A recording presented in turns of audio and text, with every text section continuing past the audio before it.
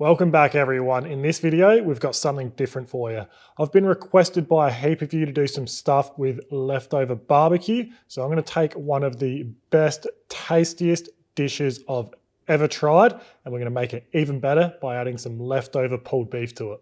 So we're gonna be making pizza cob loaf with our leftover pulled beef.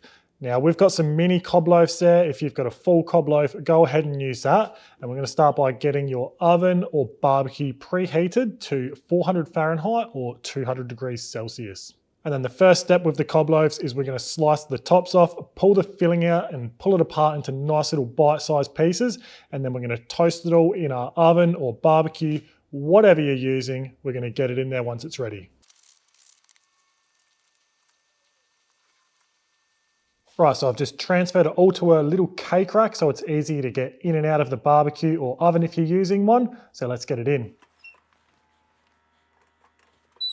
So we've got some leftover pulled beef chuck. I find the best way to store your leftover barbecue is by vac sealing it. I'm an absolute sucker for cooking way too much when I've got guests over, but I don't like to waste my barbecue. And like I said, vac sealing is the best way to do it.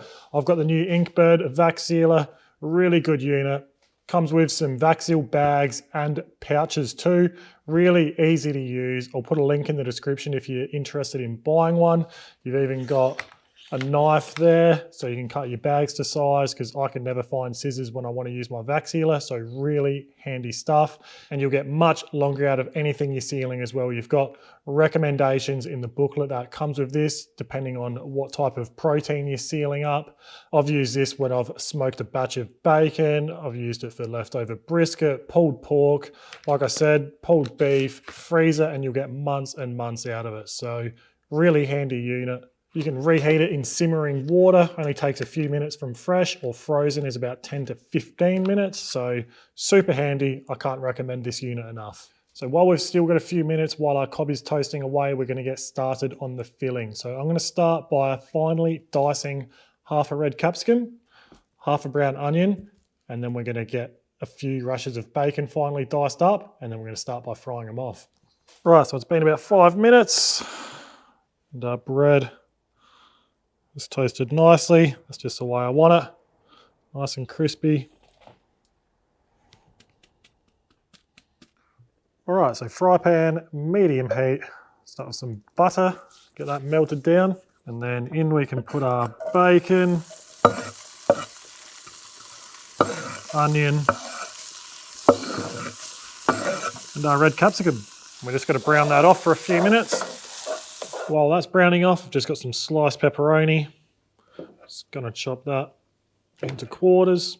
If you've got any other favorite pizza ingredients, by all means, add them in and make it your own. All right, and then we've also got our pulled beef. I'm happy to add this in with the mix. We're not gonna bother reheating it in some simmering water because our filling needs to get heated up anyway. This will reheat with that. All right, so this is browned off nicely. So we'll add our pepperoni and our pulled beef. And we'll just give our pulled beef a few minutes to cook down. Right, so now our pulled beef is warmed up a bit. We're gonna add 250 grams of cream cheese, 300 grams of sour cream, 140 grams of your favorite pizza sauce. Then we've got a cup of grated pizza cheese. And then we literally just wanna combine all of that. So this will probably take 3 to 5 minutes for that to sort of cook down and start to combine. So keep stirring it, and we'll come back in a few minutes. And after a few minutes, this is what you should have. All right, so now all we've got to do is fill our cobs up with the filling and enjoy.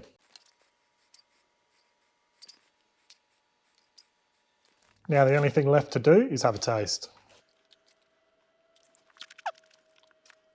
You have to try that. That is so good.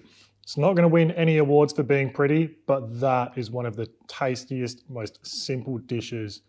That is a winner. If you take that to a party, that is a perfect appetizer or finger food. Seriously, that is addictive. We've been doing pizza cobs for a few years now, and every party we take them to, they are an absolute hit. This is the first time I've added pulled beef to it, and it is so good. Like I said before, make it your own, add your own favorite pizza toppings to it, and I can assure you, you are going to love it. Let us know what you think if you try it yourself. I can't recommend it enough. As for now, this isn't going to last too much longer. So thanks for watching, and we'll see you next time.